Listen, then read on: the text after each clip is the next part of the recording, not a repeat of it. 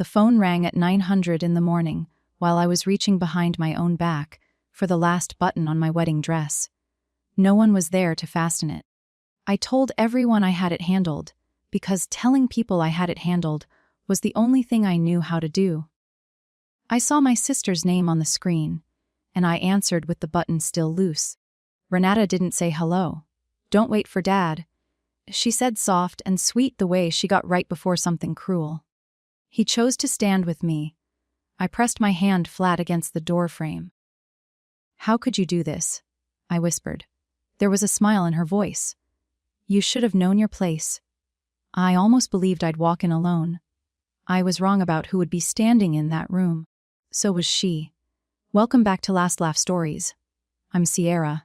I'm 33 and for 14 months I had quietly held my family together with both hands until the morning my sister told me to let go. I'm a home health nurse in a small Ohio town. The kind of person other people call when something breaks. This is the story of the wedding they were certain I would walk into alone. Drop a comment and be sure to subscribe. 14 months before that phone call, I sat on the floor of my mother's bedroom at 300 in the morning counting her breaths. The pancreatic cancer had moved fast. By the end, I was the only one who stayed the nights. Renata said she couldn't with the kids. Dad couldn't either, though. He was right down the hall, because watching Mom go was a thing he didn't have the spine for. So it was me. I learned the rhythm of her morphine, the angle of her pillows, the smell of the lavender sachet she kept tucked by her wrist because the hospital sheets frightened her. That lavender got into everything. My hair, my scrubs, the inside of my coat. When she died at dawn, I was the one who called the funeral home, and I was the one who told Dad. And I was the one who picked the hymns, because nobody else could form a sentence. And somewhere in those gray weeks, without anybody deciding it out loud, I became the one who handled things. The bills, the paperwork, the phone calls. It felt like love, being needed that much. It took me a long time to understand they are not the same thing. You can be the most necessary person in a family and still be the one nobody saves a seat for. But I didn't know that yet. Back then, I thought if I just kept everything from falling, eventually somebody would notice the hands doing the holding. I kept my hands full, so I would never have to hold them out and ask. That was my mistake, and it took a wedding to show me. I thought being needed was the same as being loved. Daniel found me on a Tuesday at the medical supply counter, both of us reaching for the same box of gloves, and he apologized like he'd knocked over a lamp. We'd been together 2 years. He was a contractor, good with his hands, and quiet with his words. And when I told him about my family, he never once said I should fix it. He just held the door and let me decide. 3 weeks before the wedding, I was at my kitchen table in town doing what I always did on Sunday nights. I opened my banking app. I confirmed the auto payment for the homeowner's insurance on the family homestead, the one Dad's pension stopped covering, after Mom's medical bills ate the savings. I topped up the escrow shortfall for the property taxes, the way I had every quarter since the funeral. Then I logged into Dad's Medicare portal, fixed the supplemental form he'd filled out wrong again, and reordered his blood pressure prescription before it lapsed. None of it was dramatic. That was the point. The work that holds a family up is never the work anybody photographs. My phone buzzed while I was finishing. A text from Dad, short and careful, the way he got when Renata had been talking to him. "Honey, about walking you down the aisle, let's talk later." A later. He'd been saying later for a week. I set the phone face down and pressed my thumb against the worry between my eyebrows. Daniel looked up from the couch. "Hell come around," he said. I wanted to believe him, but I'd watched my father avoid hard rooms his whole life, and a wedding is the hardest room there is. I should have heard the warning in that word. Later. Renata showed up at my house that Thursday, which meant she needed something. She came in without knocking, 2 kids and a diaper bag, and that bright, tired energy she'd carried since the divorce. Cole was 11 and stared at his shoes. Lily was 7 and hugged my leg. My sister had been drowning for 2 years. The marriage gone. The rent always 1 week ahead of her. the second job that never quite covered it. I'd signed her apartment lease so she'd have somewhere to put the kids. I never brought it up. She brought it up constantly, in that way people do when a kindness sits in them like a splinter. I hate to ask, she said, which is how every ask started. She needed $400 for Cole's braces consult. I wrote the check. She tucked it away, and then, casually, while pouring herself coffee in my kitchen, she said the thing she'd really come to say. You know you make everything about you. Mom's last months, now this wedding. I held very still. I take care of things, Renata. That's not the same. She smiled at me over the mug. Dad needs his grandkids right now. You'd understand if you had any. There it was. The lever. She controlled when Dad saw Cole and Lily. She'd figured out it was the one thing he couldn't survive, losing 14 months into being a widower in a quiet house. And she had her hand on it. She kissed my cheek, gathered the kids, and left me holding a $400 check stub and the first cold understanding of what was coming. She'd found the one string Dad couldn't bear to have cut, and she was already pulling it. I didn't sit on it. That's the part people never believe. I drove the 20 minutes out to the homestead on Route 9 that same evening, because I have never been the kind of woman who waits to be rescued from a problem I can see coming. The gravel crunched under my tires in the dark. That sound I'd known my whole life, and Dad's porch light was the only one on for a mile. I found him at the kitchen table with the TV murmuring and a plate he hadn't touched. Dad, I said, I want to talk about the wedding. Plainly. He wouldn't look up from the placemat. It's getting complicated, honey. It's not complicated. You're my father. You walk me down the aisle. He turned his coffee cup in a slow circle. Your sister feels like the family's splitting. She says if I make a fuss, she'll keep the kids home for a while. There it was again. Out loud this time. I kept my voice level, the way I do with frightened patients. Then let's all sit down. You me? Renata, get it in the open. He shook his head before I finished. I can't push her, Sierra. I'll lose them, and I understood the trap fully. The way you understand a current that's already past your knees. If I forced him, I'd be the one tearing his grandchildren away from a grieving old man. Renata had built it so that my fighting for him would look exactly like hurting him. I drove home with the gravel sound, following me out the lane. Her words sat in the truck with me the whole way. You should have known your place. I'd known my place for 14 months.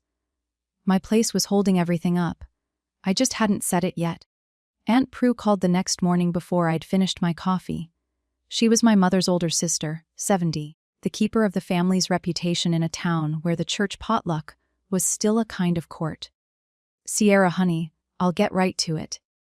A Prue never got right to anything. She circled. People are talking. Renata says you've cut the family off. I haven't cut anyone off, Aunt Prue. I'm getting married. A long, wounded sigh came down the line. Your mother, God rest her, would hate to see this. Can't you just be the bigger person? I'd been the bigger person at every funeral, every holiday, every 300 a.m. There's a point where being the bigger person just means being the one who absorbs the blow, so no one else has to. What exactly is Renata saying I did? I asked. Aunt Prue, who couldn't help herself, told me. My sister had been on the phone for a week to half the county. The story was that I'd grown cold and proud. That I thought my nursing degree made me better than them. That I'd run the family like an accountant ever since Mom died. And now I didn't want them at my wedding. None of it was true. All of it was useful. I see, I said, and I did. Finally, see the shape of the whole thing. If you've ever been the one everybody leans on and nobody thanks, the one whose boundaries get called selfish the second you set one, stay with me. What I did next wasn't loud, it was just true. Comment, I see her, and keep watching. Because the morning of the wedding, a door is going to open, and I want you in the room when it does. Here's what made it ache. We were supposed to get married in the apple orchard behind the homestead. My great-grandfather planted those trees. I'd run between them as a girl, climbed them, buried a parakeet under the oldest one when I was 9. Daniel and I had spent months on it. String lights between the branches, hay bales hauled in, My mother's recipe for cider on warming plates. For the first time in my life, I was going to be the person standing in the center of that family land, the one the day was about. Not the nurse, not the handler, not the one clearing plates while everyone else laughed. Just the bride. I'd let myself want it more than I'd wanted anything in years. Renata knew that. Of course she knew. We'd grown up in the same house. She knew exactly which want would cost me the most to lose. She started circling it on the phone with Prue, dropping it into family conversation like a seed. Funny how Sierra just assumed she could have the orchard. It's family land, isn't it? Not hers. I told myself it was nothing. The orchard had been promised. Dad had said yes months ago. Back when he could still say yes to me. But a promise from a man who can't survive losing his grandchildren is not a promise. It's a hope wearing a promise's coat. I lay awake that night running the cost of moving a wedding 3 weeks out and told myself I was being paranoid. I was not being paranoid. I was being early. The gravel of that lane. The lavender in my mother's old room. The trees my family had stood under for 100 years. Renata was about to take all of it and call it keeping the peace. That night, I did something I'm not proud of and then something I am. First, I opened the banking app and I scrolled. 14 months of it. The insurance payments, the tax escrow, the pharmacy charges under Dad's name that I'd quietly covered. The lease I'd co-signed. I added it up. And the number was large enough that I sat back in my chair. Then I did the thing I regret. I printed it. All of it. Into a neat folder. Statement after statement. The whole invisible architecture of what I'd been carrying. I sat there and I imagined the family dinner where I'd open that folder. I imagined laying it on the table in front of Prue and Renata and Dad, and reading the figures out loud, slow. Watching their faces change as they understood, finally exactly how much of their comfortable little world I'd been holding up while they called me cold. The fantasy was warm. It was so warm. My friend Dana, a nurse I'd worked beside for 9 years, came by the next day for coffee and I showed her the folder. She whistled low. Sierra, make them see what you actually do for them. Lay it out. Let the whole family watch. And I wanted to. God, I wanted to. There's a special hunger in being unseen for that long. A hunger to finally make people look. I held the folder in my lap that whole evening like it was a weapon I'd been issued. I was certain that was the path. I'd expose them. I'd make them understand the arithmetic of everything they'd taken for granted. I went to bed sure of it. I had the wrong weapon in my hands, and it would take my mother to show me. The call came on a Saturday, 10 days out. Dad's number, but Renata's voice doing the talking in the background, coaching. Honey, he said, about the orchard. I closed my eyes. I think it's best we don't do the wedding out here. Keep things calm. It's family land. Renata thinks. I repeated soft. Now, don't be like that. I wasn't being like anything. I was standing in my kitchen in town, 10 days from my wedding. Listening to my father give away the one place that was supposed to be mine because giving it away was easier than holding a boundary. I heard the homestead screen door bang on his end.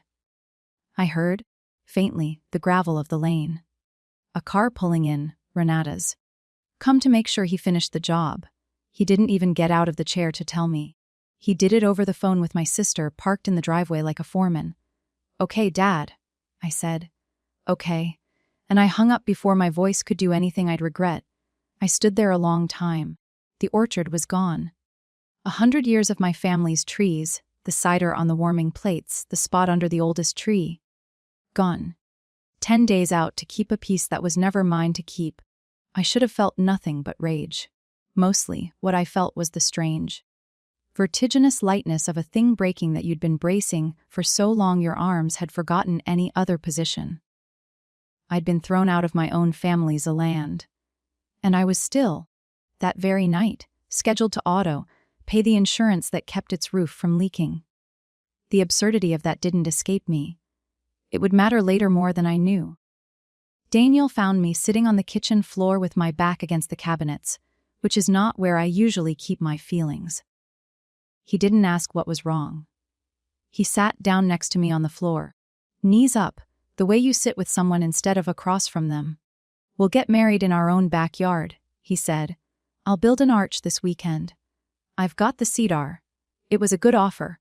It was a kind, solid, true offer from a kind, solid, true man, and I couldn't say yes to it, not yet. And the reason shames me a little even now. I still wanted my father. I still wanted, underneath everything, for Walt Overton to wake up one morning and choose his daughter. And I knew a backyard wedding with a cedar arch would be admitting that he never would. So I said, let me think. And then, this is the part. I picked my phone up off the floor and I reordered Dad's blood pressure medication because it was due. Because the pharmacy had texted. Because a 14 months of reflex doesn't switch off just because your heart's been kicked. I was still tending the roots of a house I'd just been thrown out of. Daniel watched me do it. He didn't say anything, but I saw him see it, the whole grotesque shape of it. A woman propping up the people stepping on her. Sierra, he said gently. Who's holding you up? I didn't have an answer. I'd built my whole self around never needing one. And somewhere out on Route 9, in a house I was still keeping warm with my own money, my father sat alone and let my sister decide who got to love him. I went to bed angry. I woke up with a plan I'd regret. For 3 days I rehearsed it, not out loud, in my head, in the shower, on my drives between patients, the speech, the folder. I'd walk into the family supper Prue was already planning, the let's all make peace before the wedding supper. And I would set the folder down on the table, next to the casserole. And I would open it. I scripted the opening line a dozen ways. Before anyone talks about family loyalty, I'd like to read you some numbers. I scripted Prue's face going pale. I scripted Renata's mouth opening and nothing coming out. I scripted my father finally understanding the size of what he'd let his daughter carry. In the fantasy, I was calm and devastating, and they all sat there and looked at me. Looked, really looked. For the first time in 14 months. I wanted to be seen so badly I could taste it. I had the receipts. I had the moral high ground. I had 9 years of Dana telling me I gave too much and got nothing back. And now I had the proof in a manila folder, on my passenger seat riding around town, with me like a co-conspirator. You should have known your place. Fine, I thought. I'll show them my place. I'll show them every dollar of it. I was so sure. I want you to know how sure I was, because it's going to matter when I tell you I didn't do it. I was a day from walking into that supper and detonating the truth in front of everyone I was related to. I had my hand on the pin, and then I drove out to the homestead to collect my mother's things for the wedding, and my mother, 14 months in the ground, stopped me. But first, Renata wanted coffee. Just us, she texted. Sisters. I knew better and went anyway because part of me still kept hoping a door would open in her that never did. We sat in the diner off Main, and she was stirred her coffee and studied me. And I realized within a minute that this wasn't reconciliation. It was reconnaissance. She wanted to know if I was going to do something. Those were her words. At the wedding or the supper. Whether I was going to make a scene. She was scared of the folder I didn't know she'd guessed at. I just don't want Dad put in the middle, she said. He's fragile. You put him in the middle. Renata. She laughed short. You really think you're the good one? Then she said the thing I've turned over 100 times since. Mom always loved you more. You got the soft version of her. I got the one who was disappointed. I sat there stunned because it was the exact inverse of the truth. I was the one who'd cleaned my mother and counted her breaths and chosen the hymns. I was the one holding the family up with both hands while my sister told the whole county I was cold. And inside her, somehow, lived a completely sincere story where she was the overlooked one and I was the favorite reclaiming a throne. Her cruelty wasn't strategy. It was a wound she genuinely believed in. That didn't excuse a single thing she'd done, but it told me something useful. She was never going to see the version of me that was true, no matter how many numbers I read aloud. You cannot check a person out of a story they need to survive. The folder wouldn't reach her. Nothing would. I just didn't know yet what would. I drove out to the homestead Thursday afternoon, while Dad was at his cardiology appointment, the one I'd scheduled. The gravel announced me to an empty house. I let myself in to collect what I needed from Mom's sewing room. Her veil, the lace she'd saved for me since I was small. The little things a daughter takes from a mother's hands when the mother can't hand them over herself. The sewing room still smelled like her. Lavender faint, soaked into the curtains and the thread. On the shelf sat her old tin of sewing things, the one with the faded rose lid, and I opened it the way you open anything that belonged to someone you've lost. Slowly braced. Inside, on top of the spools and the pins, was her good embroidered handkerchief. The white one with her initials in the corner, the satin edge gone soft and frayed from a lifetime of her thumb worrying it. And folded under it, a slip of paper in her handwriting. Not addressed to anyone, just left there, the way she left small truths around the house for whoever was ready to find them. I read it standing up, then I had to sit. Place isn't where they seat you, she'd written. It's where you decide to stand. Stand, Sierra. I don't know when she wrote it. Near the end, I think, when she'd watched the family already starting to arrange me into the corner I'd occupy. She'd seen it coming. She'd seen me. I pressed my thumb against that frayed satin edge, the exact spot her own thumb had worn smooth over 40 years, and something in me that had been braced for 14 months finally, quietly, set itself down. The folder in my passenger seat suddenly felt like the smallest, saddest weapon in the world. My mother had handed me a better one. I stayed too long. I was still sitting in the sewing room when I heard the gravel. Dad's truck, back early. I should have called out. I didn't. I sat very still in my mother's chair and listened to my father move through the house thinking he was alone. He went to the hall closet. I heard the door, and then a long silence, and then a sound I'd never heard him make. He'd had taken out my mother's winter coat, the gray wool one she'd worn for 30 winters, and he was holding it. I could tell by the muffled way his voice came, he was talking to it low. I don't have it in me, he said. 2 fights. I can't. A pause. She's strong, Maggie. Sierra's the strong one. She'll be all right. That's the part that gutted me. Not the cowardice, the math of it. He'd looked at his 2 daughters, and decided that because I could survive being abandoned, I was the acceptable one to abandon. My strength had become the reason I got nothing. I sat in the dark and understood my father completely, and I did not forgive him. And both of those things were true at once. He was a frightened old man drowning in grief, clinging to the one thread he had left. And he was also a man choosing right then to let his daughter walk into her wedding alone, because it was easier than holding a hard line. Human and unforgivable. I waited until he shuffled to the kitchen, and then I slipped out the front. The gravel gave me away on the lane, and through the window I saw him look up, just for a second, and then look back down at the coat in his hands. He couldn't even hold my eyes across a driveway. I filed that image away. I'd see it again. I went to Miriam's that evening, because I didn't know where else to take the thing my mother had started in me. Miriam Vance taught my 5th grade class 30 years ago and never quite stopped teaching me. She's 71 now, sharp as a tack with a kitchen that always smells like bread. I'd kept up with her my whole life. She was the first adult who ever told me I had worth on a day I'd been useless, when I'd failed a spelling test and cried. And she'd crouched down and said, something I've carried ever since.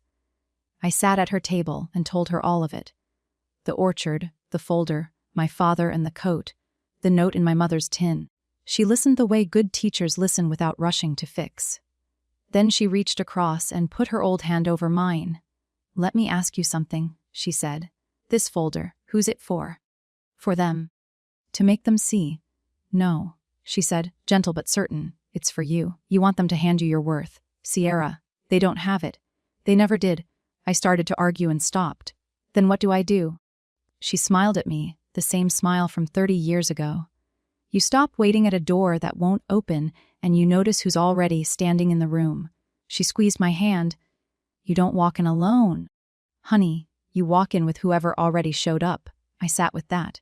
Whoever already showed up. Not whoever I could force to show up. not whoever owed me. Whoever was already there and had been all along while I'd been staring so hard at the people who weren't. I drove home that night with the folders still on the seat, but I'd stopped thinking of it as a weapon. I had a different idea forming. A better one. The next morning, Tom Brandt called. I'd nursed his mother, Eunice, through her last 3 months the winter before. Sat with her, managed her pain, was holding her hand at the end while Tom drove in from 2 counties over. Families don't forget the person who carries their mother gently out of the world. Tom called to thank me, awkward and warm, because it was near the anniversary, and he'd been thinking of her. We talked a while and he asked how I was, and because I was tired and the wound was fresh, I told him more than I meant to about the orchard, about needing a new place 10 days out. He went quiet. Then he said, Sierra, our barn, the old timber one we restored after Mom passed, it's just sitting there. I started to say I couldn't possibly. You carried our mother out of this world, he said, and his voice cracked on it. Let us carry your day, please. It means something to us. I sat down on my front step. The thing I want you to understand is that this was not a gift falling out of the sky. This was a harvest. 3 months of cold drives and night shifts, and a dying woman's hand in mine. That's what was coming back to me now, in the shape of a restored timber barn, with string lights and room for everyone who mattered. You reap what you plant, and I'd been planting kindness in this town for 9 years without ever once expecting the field to feed me back.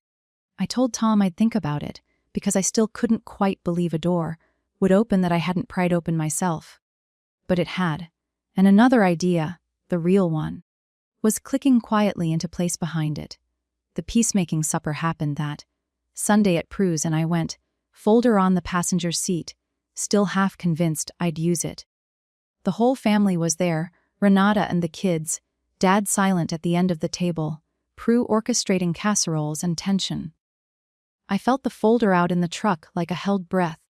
Prue started in before the plates were down. Now, we're all family and family forgives. Sierra, I think you owe your father and sister a little grace.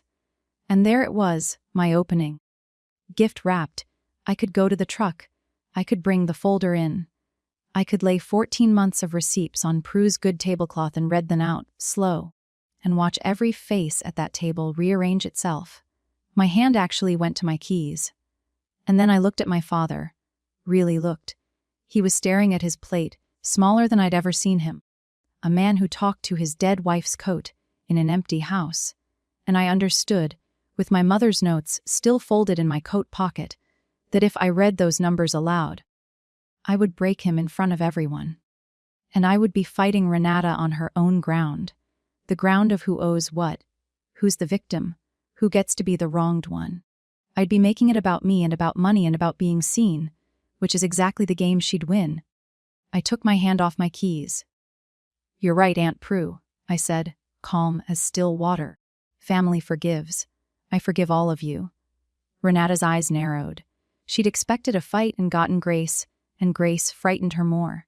The folder stayed in the truck. I drove home and dropped it unopened in the recycling bin. I finally knew what my real weapon was, and it wasn't paper. Here is what I did instead. And I did it quietly over 3 evenings at my kitchen table. I built my father a handover. Not a weapon, a gift of the most honest kind. I made a clean, organized packet of everything I'd been silently carrying for 14 months. Every account, the insurance policy, and when it auto-drafted, the property tax escrow and the dates it came due, the Medicare logins, the supplemental forms, the pharmacy auto-refills, the names and numbers of every person I'd been quietly coordinating on his behalf. I wrote it out in plain language, the way I'd write discharge instructions for a patient going home to manage on their own, because that's what this was. I was discharging myself. For 14 months. I'd been the machine keeping that house running, and no one had ever seen the machine because a working machine is invisible. So, I was going to hand my father the keys to it, all of them, clearly labeled, and step back, not to punish him, to free us both. He couldn't keep depending on hands he refused to hold in daylight. And I couldn't keep being load, bearing for a family that called me cold. It hurt to type it. Every line was a thing I'd done out of love that had been taken as my due. But underneath the hurt was that same strange lightness from the kitchen floor. The feeling of arms remembering they were allowed to lower. When it was done, I had a folder again. A very different folder. Not the one that exposed them, the one that released me. I set it on the counter to give to Dad after the wedding, and I went to call Tom Brandt and tell him yes. Yes to the barn. Yes to a room that wanted me in it. Moving a wedding in 9 days should be impossible. It wasn't. Because I'm good at exactly one thing above all others. I organize the unorganizable under pressure. It's the nurse in me. I made the lists. I made the calls. And then the strangest, warmest thing happened. The town moved with me. Dana rallied the nursing crew to string the lights. The Brandts hauled in hay bales and set their grandfather's timber barn glowing. A family whose father I'd sat with through hospice brought folding chairs. The diner off Main, where Renata had interrogated me over coffee, donated the cider. My mother's recipe, because the owner had loved my mother. Daniel built his cedar arch after all and set it at the barn's far end. Every call I made, someone said yes before I finished asking. I'd spent 9 years being the person this town called when things broke. And I had never once understood, until that week, that I'd been building something. A web. A net. A room full of people who would catch me if I ever stopped catching everyone else. The orchard was gone, and somehow what replaced it was bigger. I stopped trying to be invited to a family that kept seating me at the edge. I built a room of my own instead, full built of people who'd chosen me. If you've ever had to do that, walk away from the table you were born at and build your own. You already know what's coming. And you know it's worth it. Subscribe so you don't miss the door opening. Because in 2 days it's going to swing wide, and my sister is going to be standing on the wrong side of it. The room was full before the wedding even started. Renata just didn't know it yet. Renata caught wind that I wasn't crumbling, and it broke something loose in her. Her whole plan had assumed a particular ending, me humiliated walking into a half-empty room without our father, proof to the whole county that I'd isolated myself with my coldness. A bride alone is a story that confirms everything she'd been selling. But I wasn't going to be alone. And word of the Brandt barn was traveling, and the cider and the lights. So she escalated. She called the cousins and said I'd snubbed the family by moving the wedding to strangers. She told Prue I hadn't invited real family. She posted something vague and wounded online about people who forget where they came from. Each move was meant to rebuild the story of Sierra the Cold One. But here's what she didn't account for. The people filling that barn weren't reading her posts. They were the families of patients I'd sat with at 400 a.m.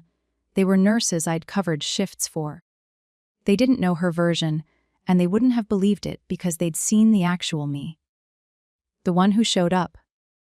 Renata was shouting a story into a room that had already met the truth.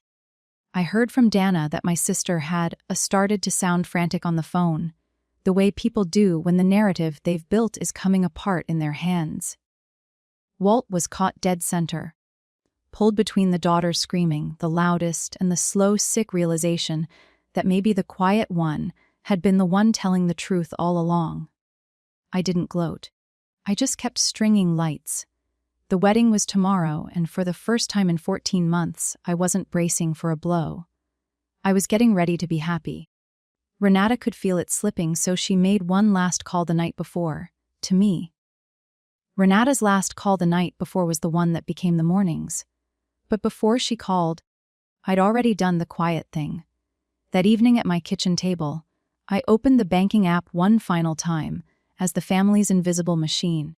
I turned off the auto payment for the homestead insurance. I canceled the tax escrow draft. I logged the formal notice to remove myself as co-signer on Renata's lease, effective at its renewal, which was fine within my rights and time so no one was stranded mid-month. I wasn't cutting anyone off cruelly. I was handing the controls back to the people who'd insisted I had no place at the wheel. Then I emailed the handover packet to my father. I attached one short line at the top, and I kept it calm, the way I keep everything calm. Dad, here is everything I've been handling for the house and for you. It's all yours now, clearly labeled. You have everything you need to stand on your own. So do I. I love you, Sierra. I hit send and I sat in the quiet of my own small kitchen in town. 20 minutes from the homestead I'd kept warm with my own money for over a year, and I felt the strangest peace.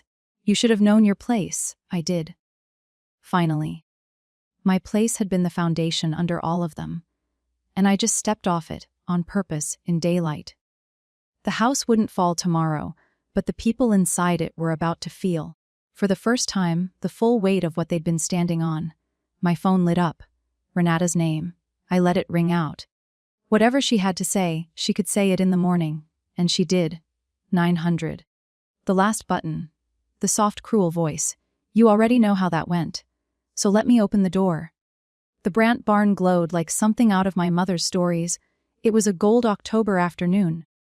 The timber walls warm with string lights, hay bales softened with quilts, my mother's cider steaming on the warming plates the diner had sent.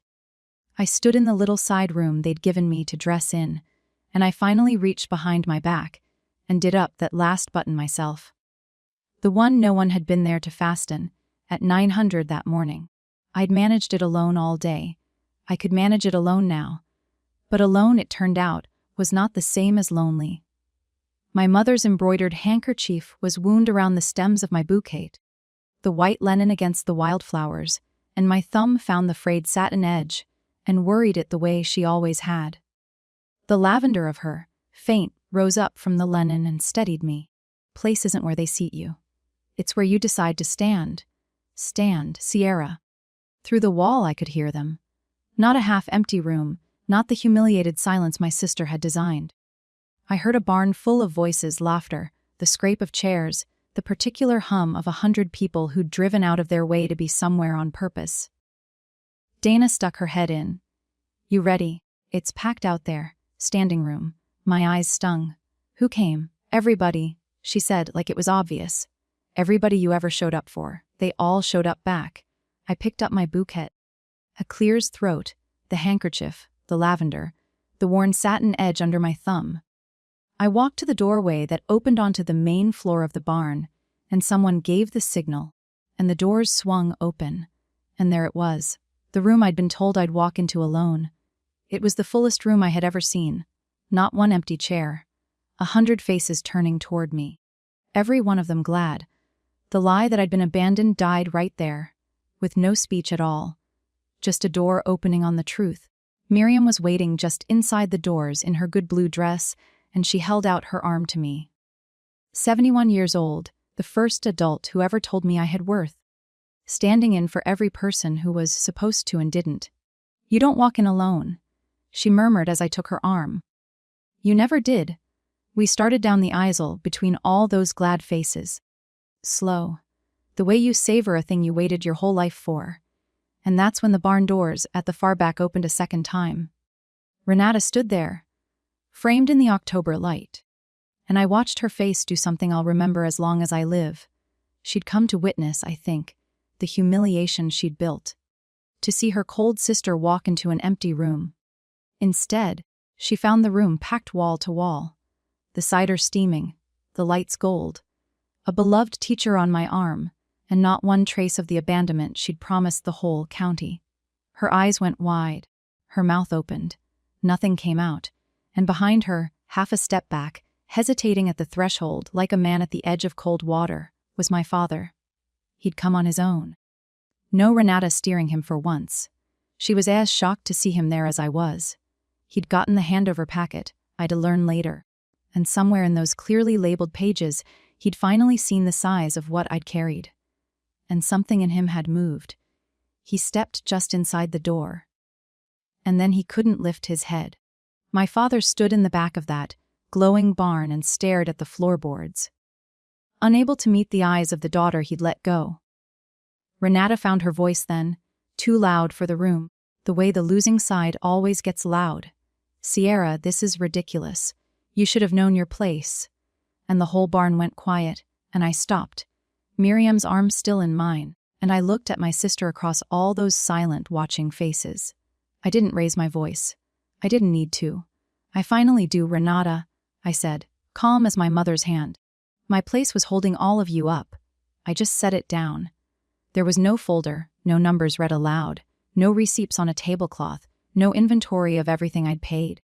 I'd left that weapon in the recycling where it belonged. The payoff didn't need it. The truth was already standing in the room in the shape of 100 people who came and 2 who finally understood why that mattered. Renata's, you should have known your place, hung in the silence, and the silence answered it better than I ever could. Because everyone in that barn could see, plainly, whose place this was. It was mine. I'd built it. My father lifted his head, finally, and the inch and his eyes were wet. And when he spoke, it was barely loud enough to carry. I read what you sent, he said. I didn't know. Sierra, I didn't know how much his voice gave out. He didn't finish. He didn't have to. The man who couldn't hold my eyes across a gravel driveway was standing alone now, truly alone. Because for the first time in 14 months, there was no one quietly holding him up from the shadows. He felt the full weight of the foundation the moment it stopped carrying him. And Renata felt it too. I watched it cross her face. The dawning understanding that she'd spent weeks fighting me for control of a man whose stability had never been hers to give or take. It had been mine. She'd told me to know my place, and in doing so, she'd shoved the one person out of it who kept the whole structure standing. They did it to themselves. Every bit of it. I felt no triumph, only a clean and quiet sorrow. And underneath that, something steady. Miriam patted my hand on her arm. Shall we? She said softly. And we did. We turned away from the door, away from my frozen sister and my crumpled father. And we walked the rest of the aisle, through 100 people who were exactly where they wanted to be. Toward Daniel and his cedar arch. And not one part of me looked back. Daniel was waiting under the cedar arch he'd built with his own hands.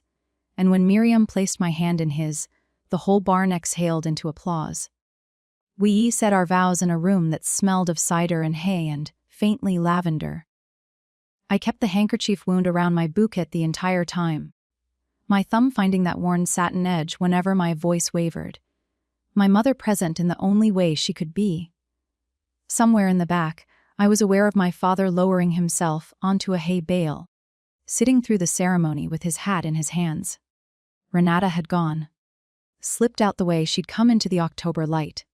I let her go. I didn't have a speech for her, and I didn't need one.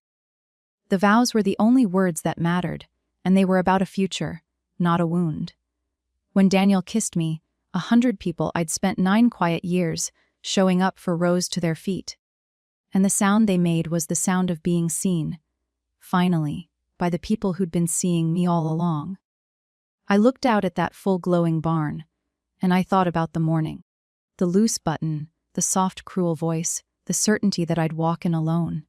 I had been so sure I was alone. I had been wrong in the most beautiful way a person can be wrong. My mother knew it before I did. She'd left it in a sewing tin for me to find. That my place was never the chair they pointed to. It was the ground I chose to stand on, and the people already standing there when the door swung open. I didn't walk in alone. I never had to. I just had to stop staring at the people who weren't there long enough to see the room that was full. The weeks after told the rest. My father sat down with that handover packet and learned, line by line, what 14 months of being carried actually looked like. The insurance came due and he paid it himself, late the first time, on time after that. The tax escrow, the Medicare forms, the pharmacy refills. All of it was his now, clearly labeled, exactly as I'd left it. He called me more in that first month than he had all year, and slowly the calls changed shape. They stopped being about what he needed and started being about nothing at all. The weather, a ball game, my mother. Once, near the end of a call, he said, "I should have walked you down that aisle." I didn't argue and I didn't absolve him. "Yes," I said, "you should have." It was the most honest thing we'd said to each other in years. Renata's leverage came apart on its own, the way a thing does when the structure under it is gone. She'd been trading on her control of the grandchildren, but Dad, standing on his own 2 feet for the first time, didn't his snorts need her permission for his own stability anymore. He had the packet, he had the accounts, he had himself. The threat that had ruled him for a year lost its teeth. She didn't apologize. People that deep inside a story rarely do, but she got quieter and the calls to the cousins stopped. And Prue, who'd preached that family forgives, found she had no scene left to manage. I kept the boundary my mother's note had taught me to keep. I help where I'm respected. I don't where I'm taken for granted. I'm still a nurse. I still show up for this town at 400 m when something breaks, but I stopped being the invisible machine under a family that called the came machine cold. Miriam came to Sunday dinners now. So did the Brants. So did Dana. The family I was born into got smaller and truer. The family I'd built without noticing got larger and warmer. And the two finally stood at a livable distance. Out on Route 9, my father learned to cross his own gravel driveway and knock on his daughter's door in daylight. It took him a while. He's slow and he's 70. And he's still grieving. But he comes now on his own, and he holds my eyes when he does. The lavender of my mother is still in everything. Her handkerchief in my dresser drawer. The satin edge a little more worn now from my thumb instead of hers. I take it out sometimes and read the note again. Place isn't where they seat you. It's where you decide to stand. I stand now. In a room I built with people who chose me, and I have never once had to ask them to. If you take one thing from my story, let it be this. Your place was never the chair they pointed you to. It's the ground you choose to stand on, and the people who are already standing, there when the door finally swings open. The loose button no one fastened. The gravel my father couldn't cross. The door that swung open on a room that was already full. If you've ever been the one holding it all up, while they told you to know your place, set it down. And look around at who's been standing beside you the whole time. Share this with the women in your life who needs to hear it. Comment below and subscribe to Last Laugh Stories for the next one.